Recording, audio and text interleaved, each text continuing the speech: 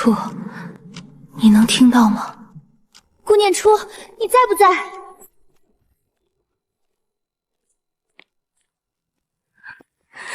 闺蜜没了，工作没了，倒欠公司10万违约金，余额剩200块。老天爷，你对我也太狠心了吧！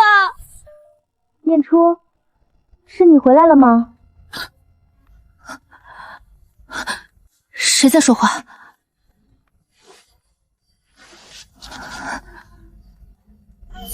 我是明堂啊！明堂，你别吓我，我可是你最好的闺蜜。顾念初，你个胆小鬼，我没死，我只是穿到另一个世界了。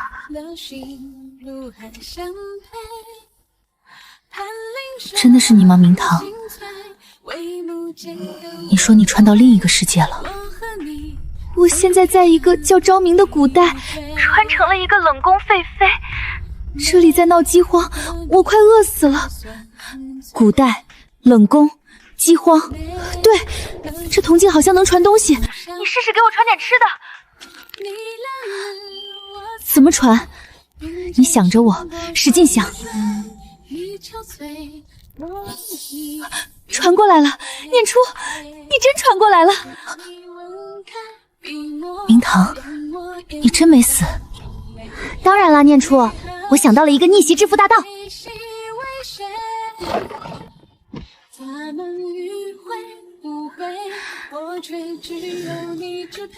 先给你传这些。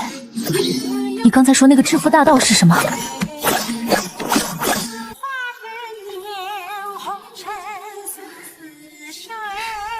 你听我说，我这虽然是冷宫，但这里的东西都是真家伙。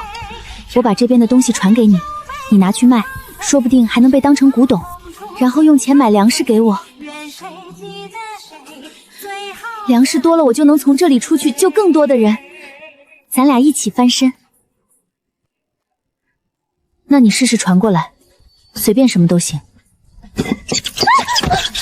小唐，怎么回事？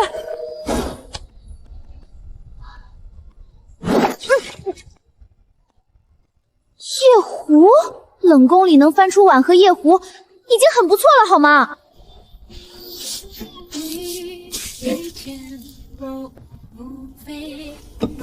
这个碗看起来还不错。当然了，念念，趁还不太晚，赶紧去卖。有家店营业到12点，我现在去。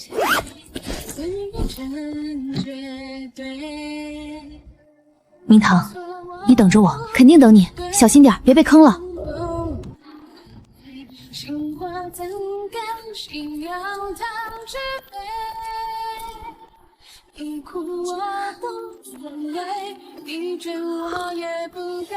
老板，麻烦您看一件。不收不收，小姑娘就别来凑热闹了。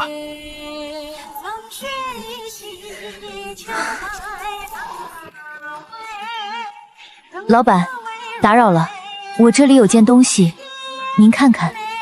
小姑娘，这么晚了还不回家？您先看看这个。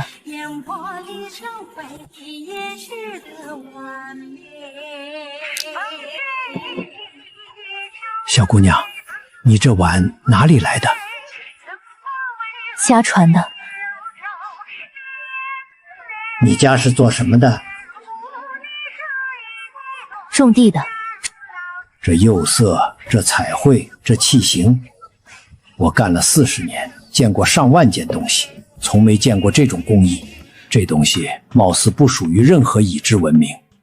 1万，我给你1万。1万，这钱也太好赚了吧！念念，你在哪儿？我好饿。不签，那你别给我干了。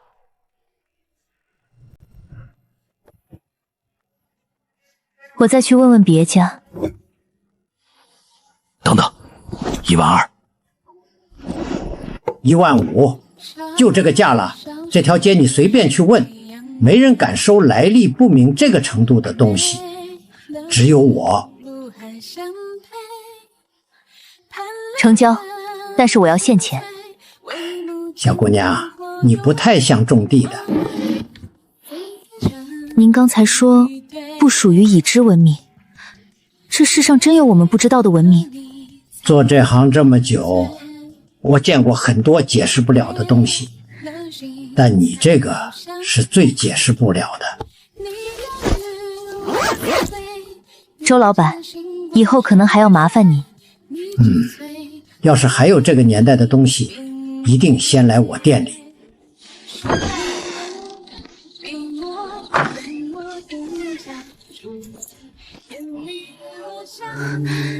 明堂，15000块。多少？我擦！念念你太牛了！明天我去买粮食，米、面、油，你要多少我给你传多少。念念，谢谢你。少来，咱俩之间说什么谢？行吧，那你明天多买点肉。我这边冷宫里还有个小丫头，饿得都快飘起来了。好，你早点睡，明天一早我就去。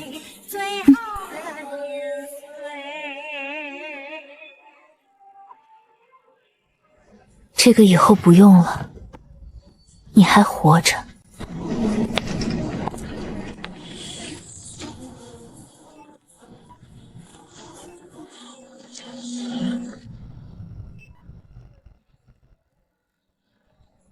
娘娘，您说真的有人会给咱们送吃的？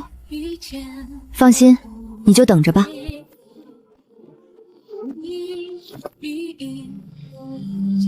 明堂，接好了。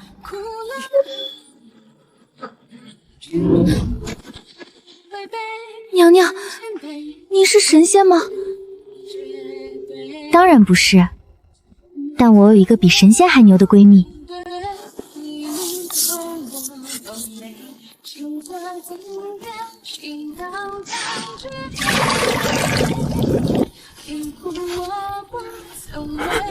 有吃的。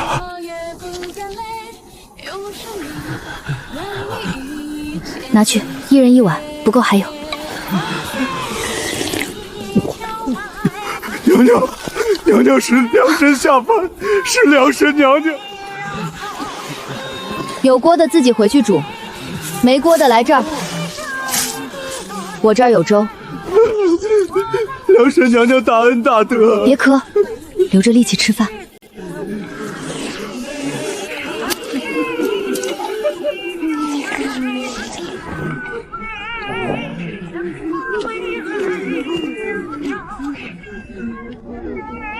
干什么呢？干什么呢？谁让你们在这儿聚集的？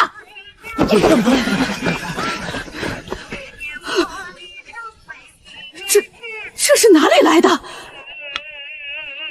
我变出来的，不行吗？你这个狒狒，你哪里弄来的粮食？偷的，抢的！给刘嬷嬷。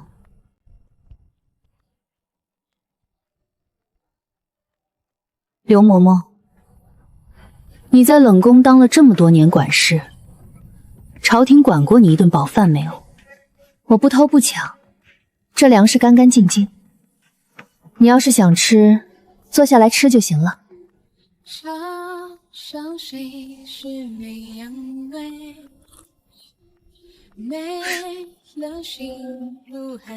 念念，今天有20多个人来领米，有个老头喊我良神娘娘，我差点呛着。良神娘娘还挺适合你的，这哪适合了？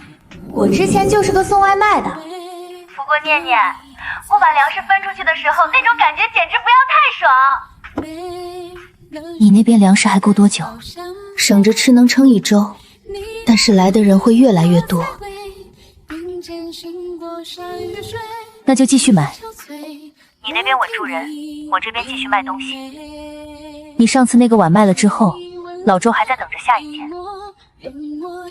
行，我把冷宫再翻一遍。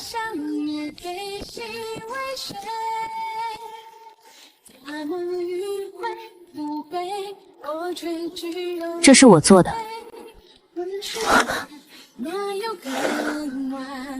顾念初，你不是离职了吗？这视频，这是我自己做的，你有什么证据是你做的吗？行，那你现在做一遍。掐丝珐琅，第一步，在铜板上勾线，用什么笔？第二步，填釉料，先填浅色还是先填深色？第三步，烧制，温度多少？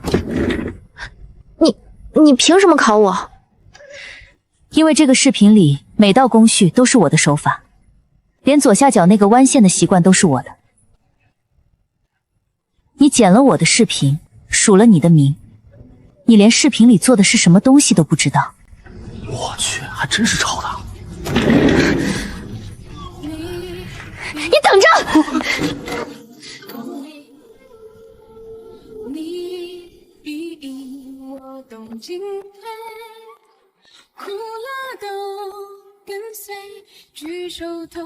离职手续在1楼办，不用上来。我来签最后一份文件，顺便告诉你，小王署名的那个视频是我的。你有什么证据？我今天来不是为了证明给你看，我是来告诉你，你合同里写所有作品版权归公司，但你留不住能做作品的人。小王做不出第2条视频，你去找下一个顾念初吧。顾念初，你最好想清楚，这个行业不大，你今天这样跟我说话，以后还想在这个圈子混？这是我的新账号，第1条视频还没发，但我会发的，用我自己的名字，不靠任何人，只靠我的手艺。赵总，那个合同你最好收好，以后会有人想看的。谢明堂，朝廷来人了，说是有人举报你在冷宫聚众散粮，扰乱宫规。聚众散粮，这些人快饿死了，我不给他们吃的，他们明天就死在你门口，那样就不扰宫规了。哼，这不是我说了算。总之上面要查你的粮食来源，你是不是偷了御膳房的东西？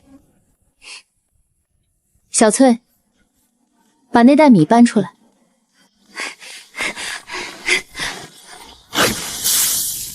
这是我自己的粮食，不需要偷。至于怎么来的，你们可以理解为我有一个朋友。什么朋友？一个你们永远也见不到的朋友。刘嬷嬷，这袋米送给你们，拿回去交差，就说谢明堂的粮食干干净净，来路清白。如果再有人来查，让他们自己来找我，我当面变给他们看。收起来。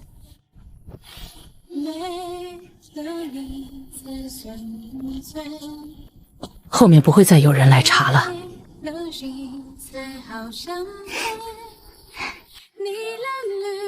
你那边怎么样？打发了，送了1袋米，以后没人来了。你那边呢？赵鹏程放话让我别想在这行混，让他放。咱自己有手艺，怕他？不怕。我今天去注册了自己的账号，明天拍第1条视频。拍什么？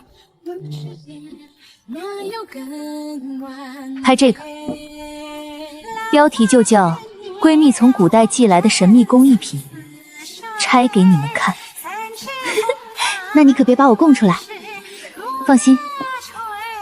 你的设定是神秘供货商，全球仅此一家。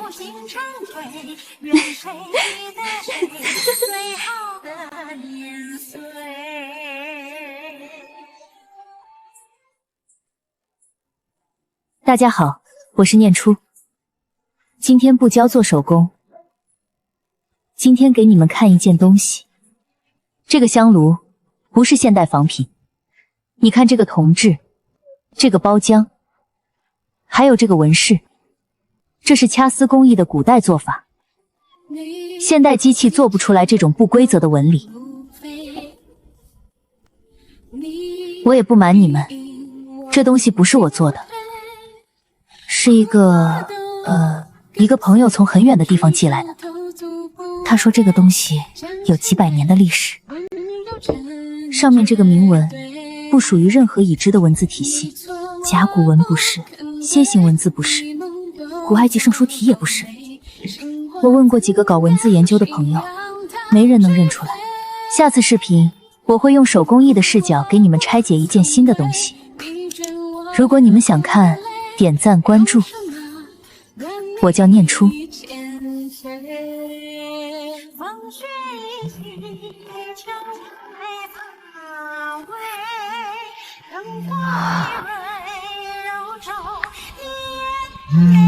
去，这是什么文字？博主，你说不属于任何已知文明，太敢说了吧？博主，你那个朋友到底什么来头啊？你那个朋友到底是谁啊？这也太神秘了！关注了，等下一期。明堂，视频爆了，爆了，多少播放量？5万，才发了3个小时，评论好几百条。我丢，念念你出息了！有人在评论区说，关注了，等下一期。明堂，之前我发视频，评论区全是公司买的水军，这次全是真人。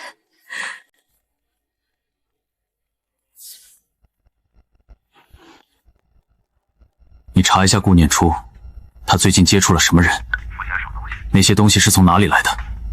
查不出来也得查。他一个人不到1个礼拜，哪里来的这种货源？给我盯紧他。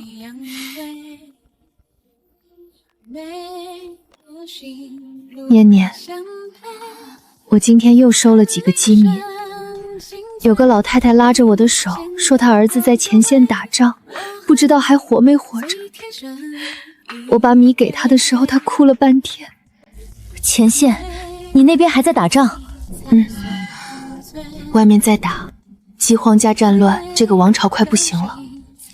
但是念念，我不想看着他不行。什么意思？我想多做一点，不只是给冷宫门口那几个人发米，我想把粮食送到前线去。那边当兵的也在饿肚子，他们吃饱了才能打仗，打赢了，这个王朝才不会灭，这里的人就不会继续死了。那需要的粮食就不是几10袋了。我知道，所以我这边也得想办法，不能光靠你给我传。冷宫里能卖的东西有限，我得想办法出去，出去才有更多东西。那个香炉卖不卖？明堂，你尽管想办法出去，粮食的事交给我。视频火了，以后东西会越来越好卖。你那边要多少粮，我给你弄多少粮。念念，咱们上辈子是不是一起救过银河系？不知道，但这辈子咱们肯定要一起干一件大事。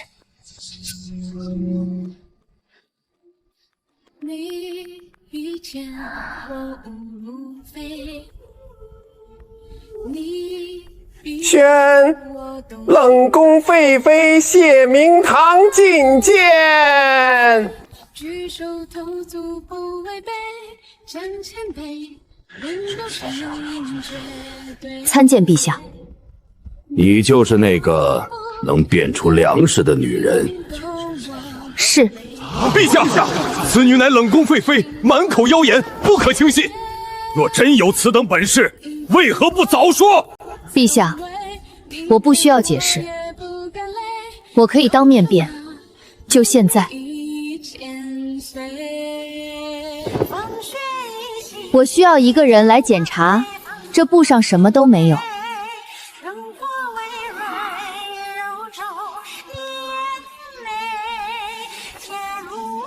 回陛下，确实只是一块普通的布。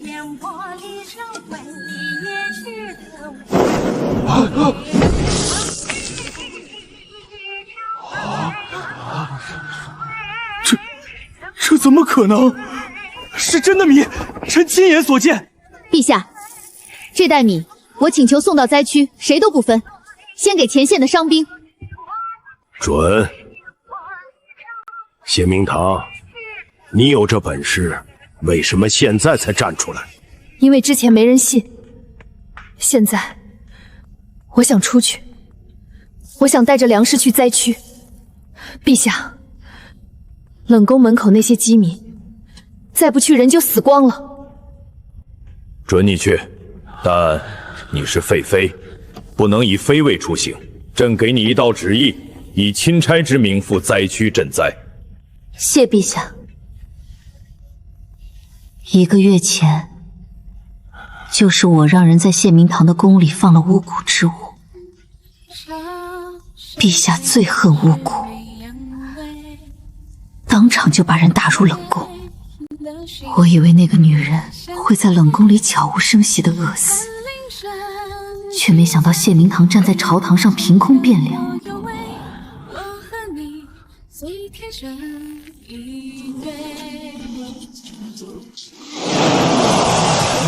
梁神娘娘，梁神娘娘，去告诉他们，我不走了，我带着粮食去前面等他们，让他们跟着来。念念，我要开始干大事了。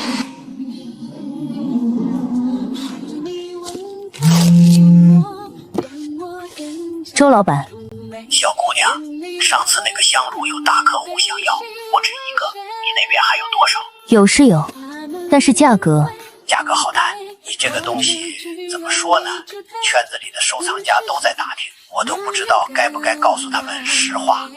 什么实话？实话就是，我也不知道这是什么。那就别告诉他们，让他们自己猜。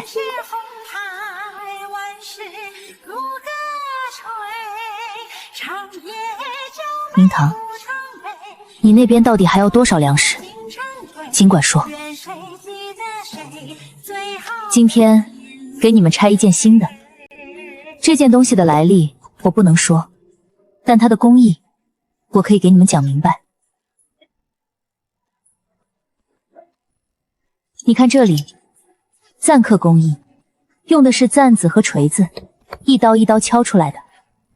现代机器翻模的东西，纹路是标准的、均匀的，但这个每一刀深浅都不一样。卖假货、骗子，举报了！装什么专家？一看就是义乌进的。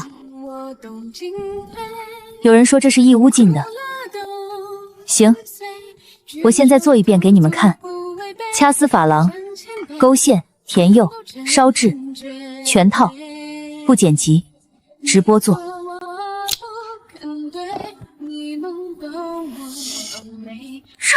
这怎么可能？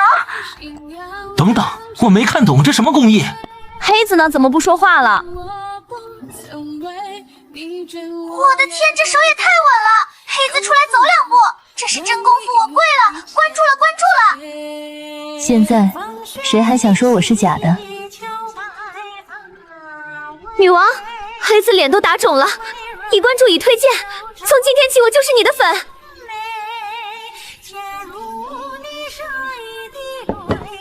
回到刚才那个烛台，它不是假的，它不是义乌进的，它来自一个你们都想不到的地方。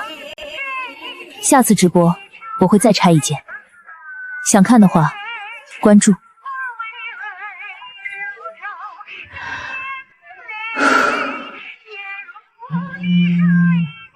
刚才的直播我看了，那个烛台你开个价。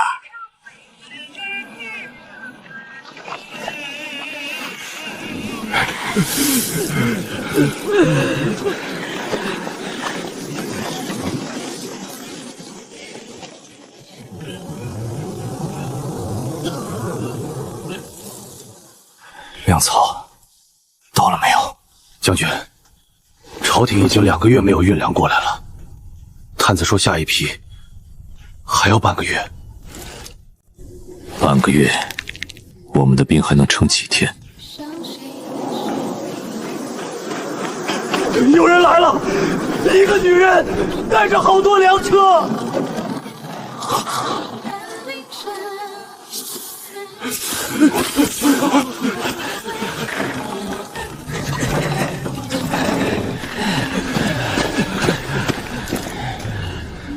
你是何人？谢明堂，陛下派我来送粮。粮食？你从哪里弄来的？朝廷的粮道被断了2个月了。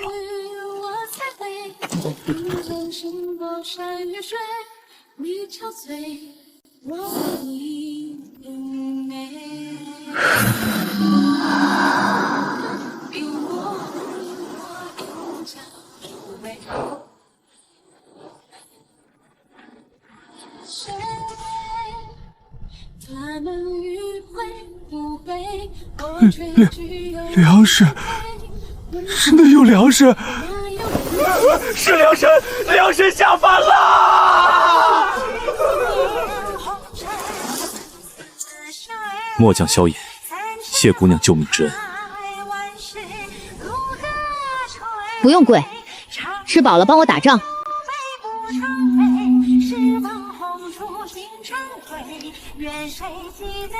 念念，今天我救了一支军队。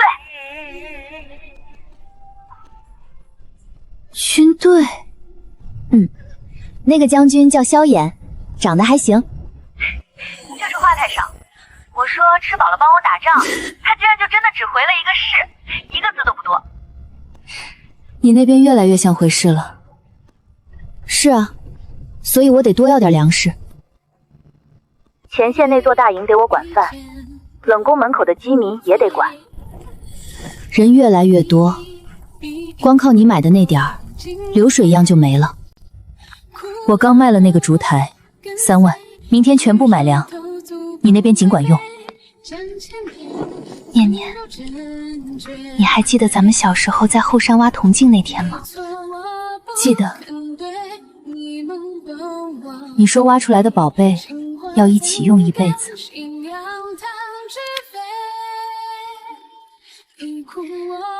现在真的一辈子了。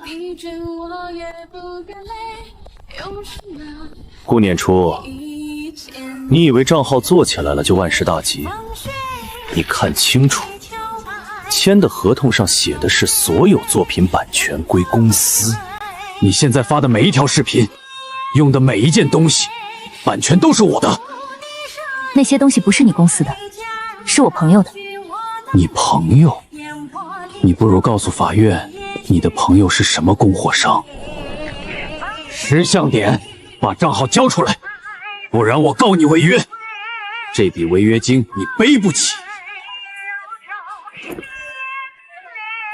不用，今天我给你一个交代。大家好，今天不是说公益，今天给你们看一份文件。第3条，乙方创作的全部作品，版权无条件归甲方所有。第4条，乙方不得以任何形式自行运营社交媒体账号。第7条，违约金为乙方年收入的10倍。什么鬼合同？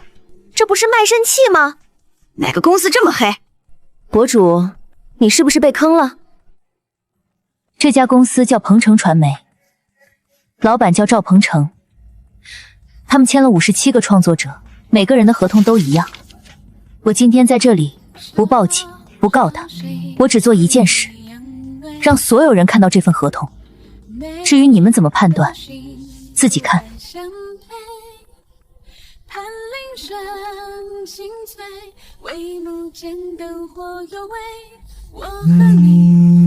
我看了你的直播，我也签了这份合同，谢谢你。3年前我被他坑了10万，今天终于有人站出来说，谢谢。我手里也有他的合同，如果你需要，算我一个。明堂，今天我把赵鹏程的合同公开了，可能有人会来查我，但你放心，我不会让人摸到你这边的，不怕。谁来查，你就让他来问我。就是不知道他敢不敢穿越。这批赈灾粮按市价5倍，你要多少？5倍也太高了，现在城里都闹饥荒。正因为闹饥荒才值这个价，你不要，外面有的是人要。大人，不好了，那个谢明堂带兵来了，还有一大群饥民。带兵？哼，他带兵来本官府上干什么？赈灾粮又不在我这儿。把门锁好，从后门出去。谢钦差这是做什么？这是朝廷赈灾粮仓，种地。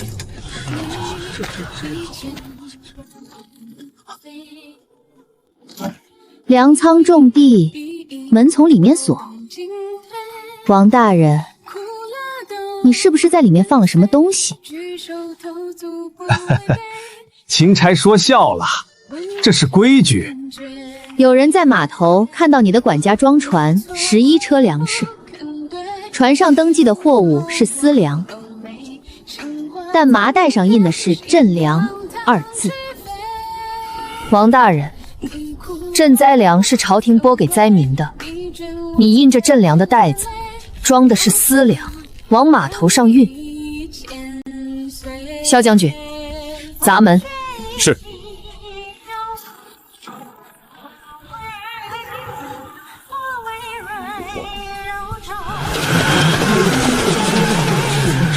这是赈灾粮，朝廷给我们拨的赈灾粮，他全藏在这里，卖钱。王坤，你贪了多少？钦差，这是往年余粮。往年？今年灾区饿死了3000人，你跟我说往年余粮？萧将军，把王大人带回军营看管，这些粮食全部封存，一粒都不许动。是。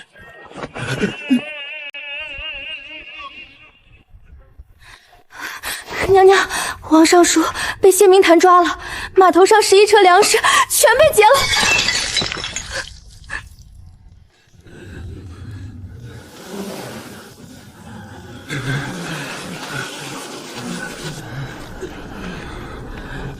钦差大人，那粮食不是给我们的吗？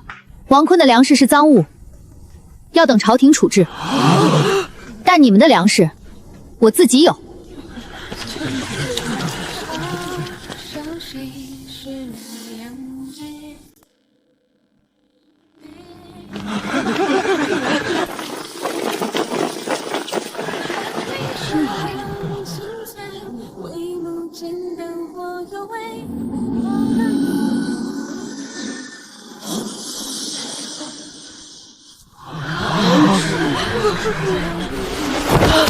梁神娘娘，梁神娘娘，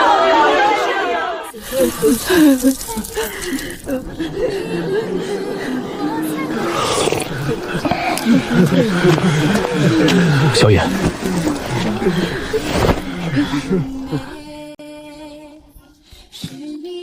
娘娘，刚才来领粮的数都数不过来。那就对了。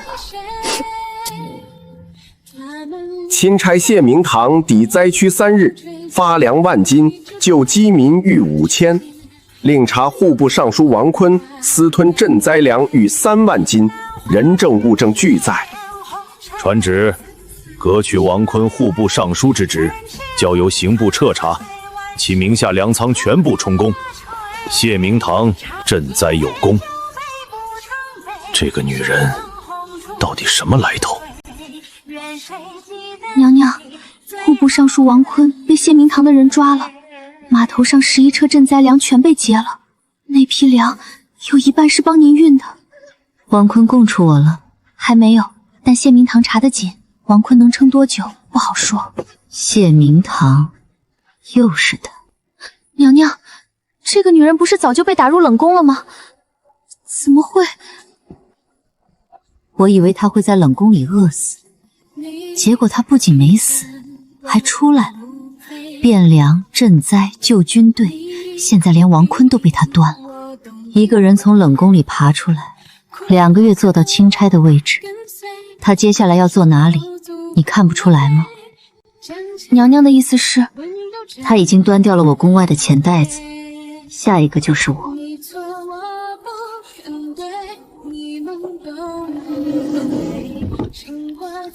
赵太医前段时间给我开的安神药，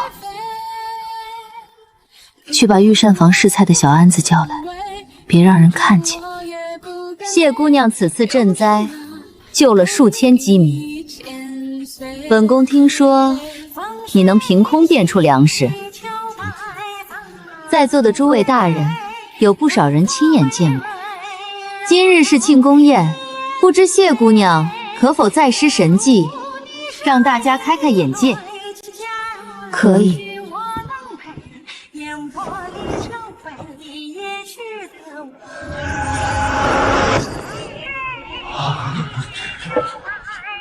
好，不过这粮食毕竟是凭空出现的，陛下万金之躯，入口的东西不可不咽。过来，尝一口。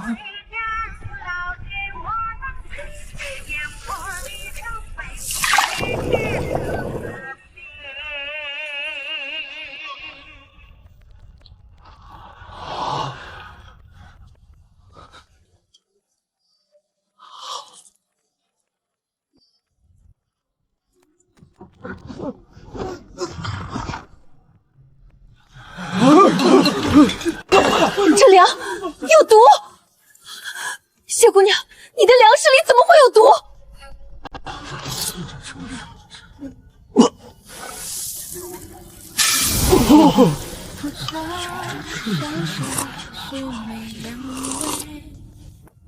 这袋米是我刚才当着所有人的面凭空变出来的，我自己吃了没事。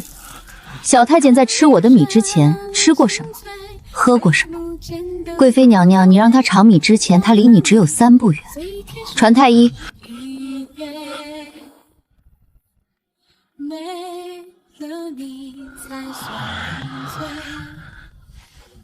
陛下，这小太监中的毒，怕不是从米里来的，是慢毒。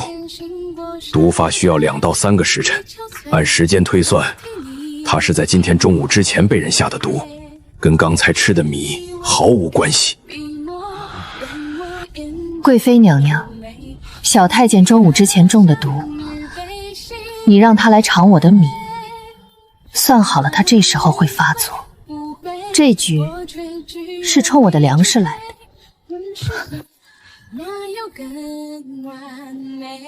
陛下，宴会前1个时辰，老奴看见沈贵妃身边的大宫女把小太监叫走了，回来的时候，小太监嘴唇发白。太医查了？查了，那小太监不是生病，是毒，跟他中午之前被下的毒是同一个来源。下毒的是沈贵妃身边的大宫女，药粉在她房里搜到了。王坤刚倒，他又来，朕身边的人不是贪就是毒。传旨，沈氏以毒计诬陷朝廷功臣，即日起废为庶人，迁入冷宫，其身边涉事宫人交由刑部。沈氏陪了朕6年，谢明堂来的时候什么都没有。谢明堂，你以废妃之身赴灾区，救饥民逾千，助萧衍将军稳前线。沈氏之案，亦由你清白自证。今日起，封你为贵妃。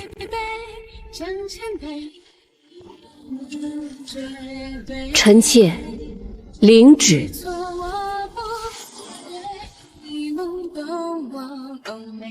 小姑娘，说实话，你这些货如果稳定供应，光这一条线就能吃一辈子。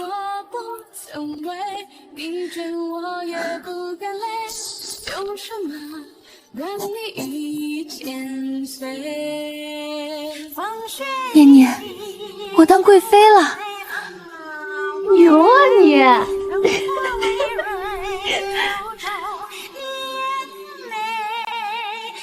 念念，探子来报，赫连说的5万大军已经在城外80里扎营了，最快3天他们就到城下。需要多少粮食？够城里守军撑1个月的粮。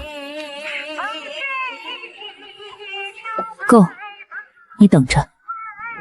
念念，你哪来那么多钱？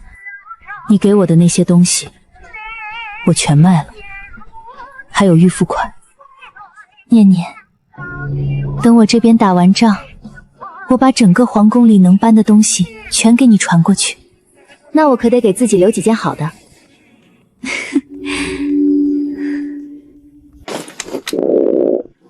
粮草还剩多少？3天。将军，3天之后，我们连粥都煮不出来了。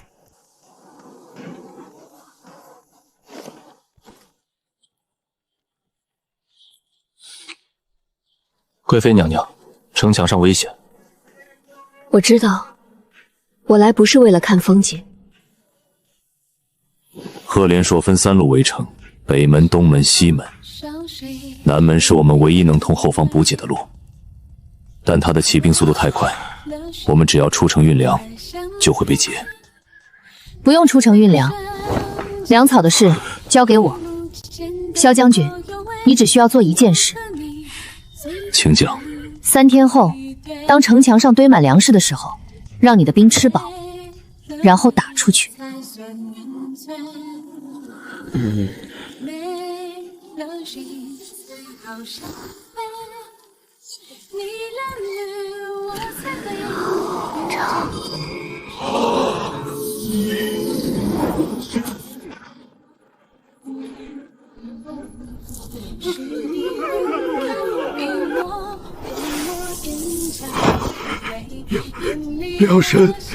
梁神娘娘，梁神娘娘，梁神娘娘。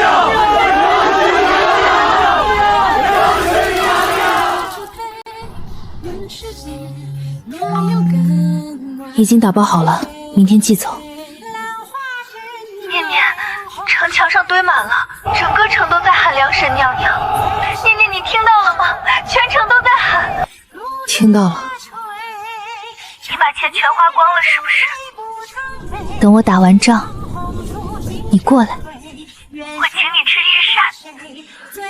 管够。赫连硕吃了上次的亏，现在他把粮草分成了3处存放，每一处都派了重兵，想打他的粮很难。硬碰硬的话，我们的兵只有他的1半，正面打撑不过3天。不打粮，骗他。萧将军，城里有多少辆板车？板车？运粮的板车，空的也行。你们今晚做一件事，把城里所有板车集中到南门，上面堆干草，外面盖粮布，从远处看，要像一车一车的粮食。娘娘，干草看着像粮，可是没分量啊。不用分量，要的是火把从后面照过去的影子。赫连硕的探子在城外，离得远，他们看不到车上装的是干草还是粮食，但他们能看到几10辆粮车从南门运出去。你要让赫连硕以为我们在转移粮食？对，而且是往南转移。南边是通往朝廷粮仓的官道，他看到粮车往南走，会怎么想？他会派兵拦截，他怕我们有了粮食能撑更久。他派兵去劫南边的粮车，哪里的兵力就会少。北门，他的中军大营。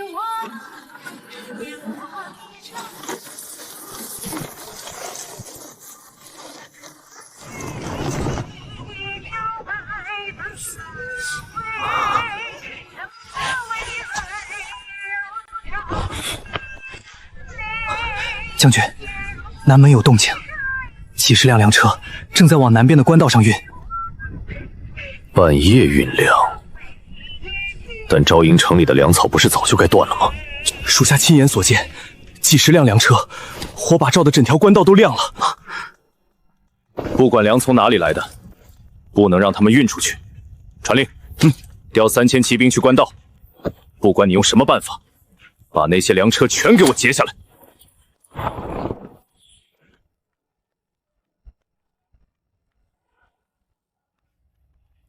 南边官道离北门大营起码要1个时辰。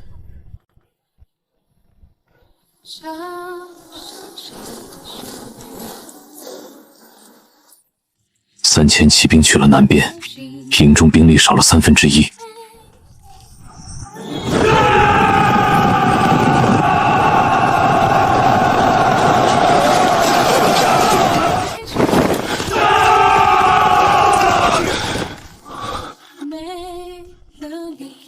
中计了！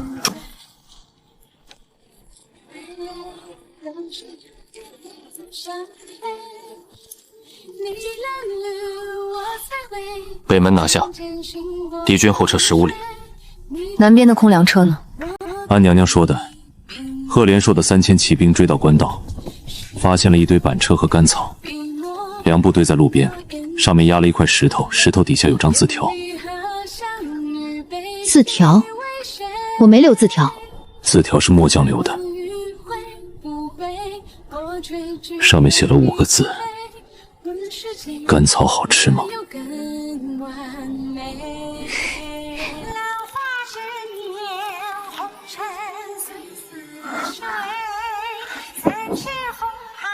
灵堂，钱到了。多少？30万。我去，念念你发了！不是我发了，是我们发了。你缺什么尽管说。我缺一个能帮我写字的，这古代的字太难写了。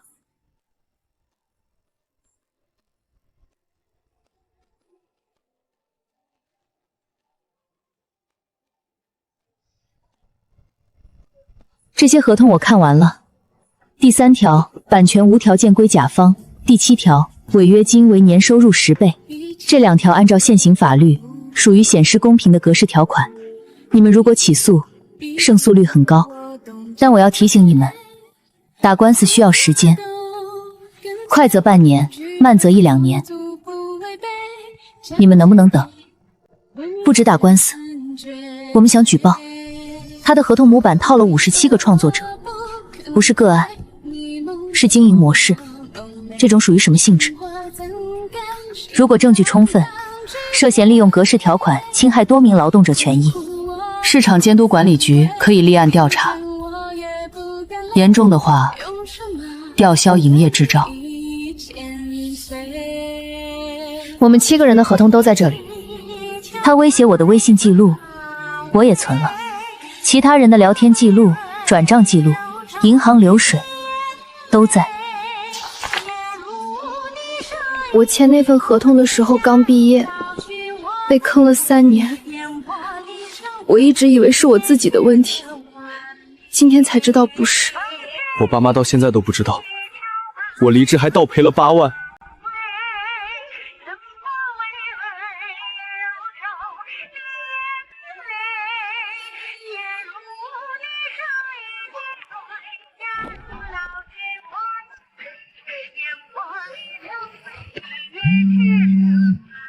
小姑娘，市场监管局那个公告我看到了，鹏程传媒被吊销执照了，赵鹏程3年内不得担任企业法人。我知道。你一个人搞的？不是我一个人，7个人。行，那我就不废话了，你这个月的货再给我加2成。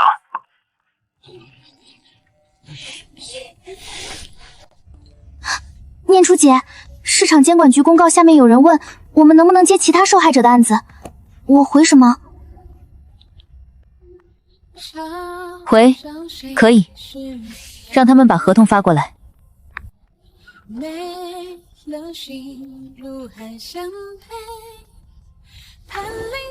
谢明堂，赫连说退了，昭明保住了，你要什么赏赐？陛下，臣妾想离开皇宫。你说什么？臣妾当初入宫，不是臣妾愿意的，是家族把臣妾送进来的。臣妾在宫里没有一天是为自己活的。现在臣妾救了昭明，臣妾想用这份功劳换一样东西。什么东西？自由。朕从来没把你当成过朕的女人，你也不欠朕什么。你救了昭明，朕没有理由把你锁在宫里。准，但朕有一个条件，你留在京城，万一昭明再遇灾荒，朕需要你。臣妾哪儿也不去，就在京城。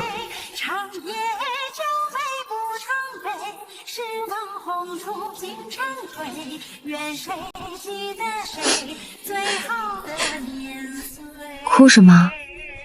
又不是见不到了。娘娘，你以后住哪儿？不知道，先找个客栈。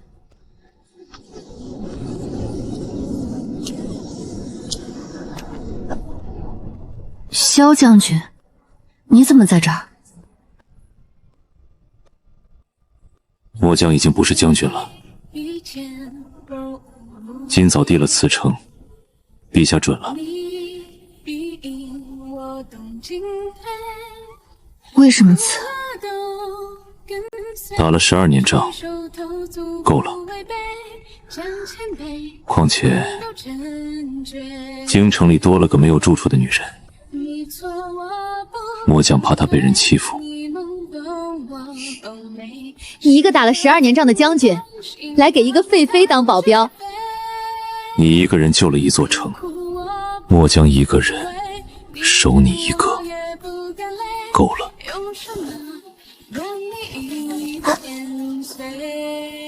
萧衍，你说这铺子租下来能干什么？你想干什么？我想开个店，卖吃的。我活着的时候，不是，我以前最会干的事就是把吃的送到别人手里。卖什么？什么都卖，但最重要的是明码标价，童叟无欺，就是价钱写在墙上，谁来都一样，不讲价。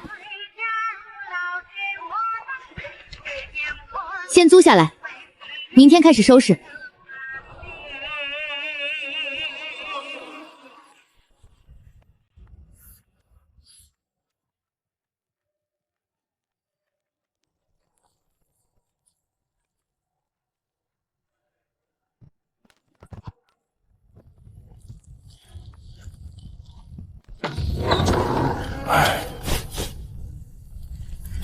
这价钱写死了，不能讲。不能，墙上写多少就是多少。来碗面。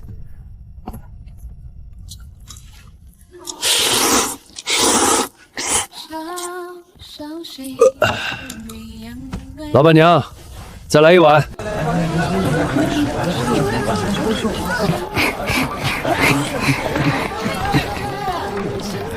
这家店不讲价，但是东西是真的好吃。也不知道老板娘哪里学的手艺。听说她以前是宫里的，后来自己出来的。宫里的人出来开面馆。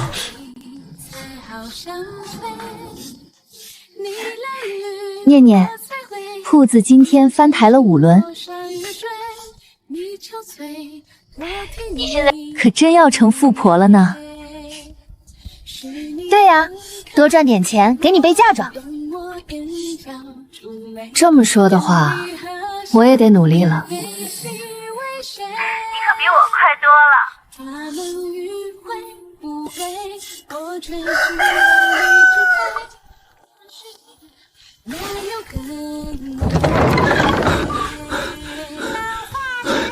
萧将军，赫连硕集结残部反扑了，陛下请将军回营。我已经不是将军了。陛下说了，只要您回去，还是镇北将军。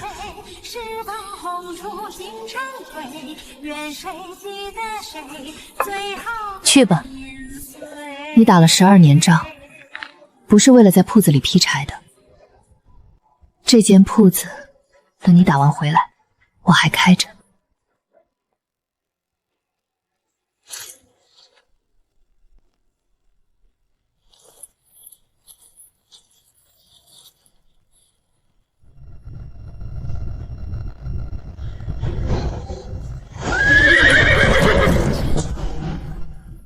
萧衍，听说你辞官了，怎么又回来了？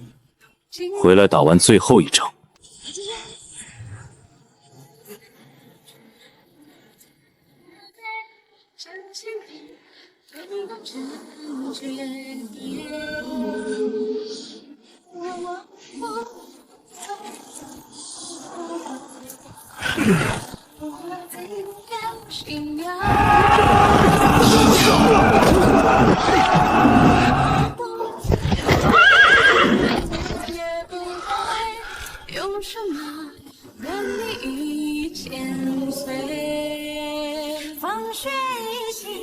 你说的打完回来，铺子还开着？开着，明天早起蒸馒头。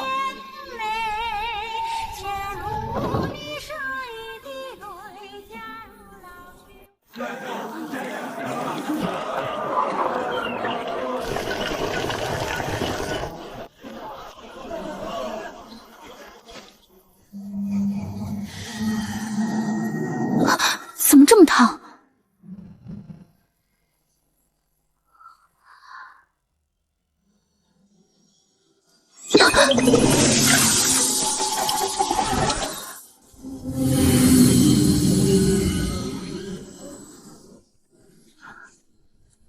念念，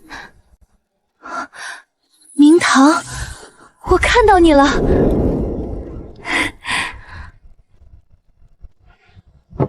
萧衍，过来看个东西。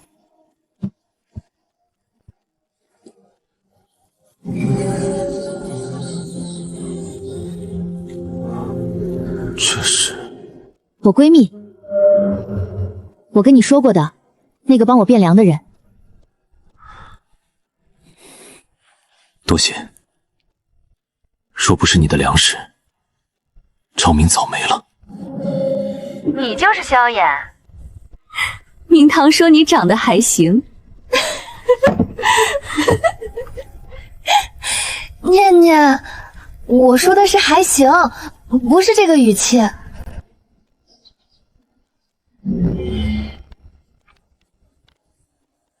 明堂，我到了。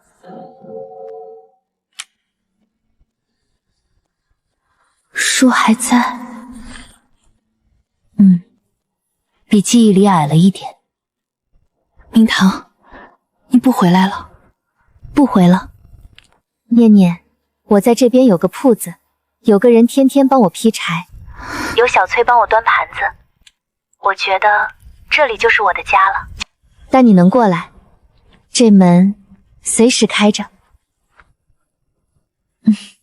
行，下次我带火锅底料过去。